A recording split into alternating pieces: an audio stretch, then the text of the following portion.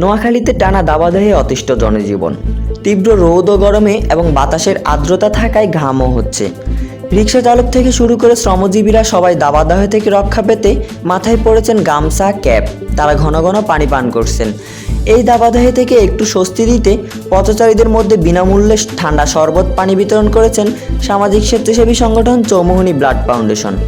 আজ শনিবার বেলা 11টার দিকে নোয়াখালীর চৌমুহনী চৌরাস্তা বাজারে 300 বেশি পথচারীদের মধ্যে ঠান্ডা শরবত পানি বিতরণ করে চৌমুহনী ব্লাড ফাউন্ডেশন নামে একটি সংগঠন।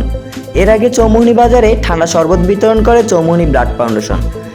দুপুরে চৌমুহনী ব্লাড ফাউন্ডেশনের 10 থেকে 15 জন তরুণকে চৌমুহনী চৌরাস্তা এলাকায় থাকা রিক্সা চালক, অটোরিক্সা চালক সহ পথচারীদের মধ্যে শরবত বিতরণ করতে দেখা যায়। তীব্র দাবদাহে শরবত পেয়ে অনেকেই এই তরুণদের মাথায় শরীরে হাত বুলিয়ে দিচ্ছেন। সংগঠনটির প্রতিষ্ঠাতা টিআই সুজন বলেন, বর্তমানে নোয়াখালীতে দুর্যোগপূর্ণ আবহাওয়া বিরাজ করছে। এ সময় অনেকেই বাড়িতে থাকতে পারলেও শ্রমজীবী মানুষরা পেটের দায়ে বাইরে বের হয়েছেন। তাদের কিছুটা স্বস্তি দিতে এই উদ্যোগ নিয়েছেন তারা। পাশাপাশি সবাইকে গাছ লাগানোর পরামর্শও দিচ্ছেন।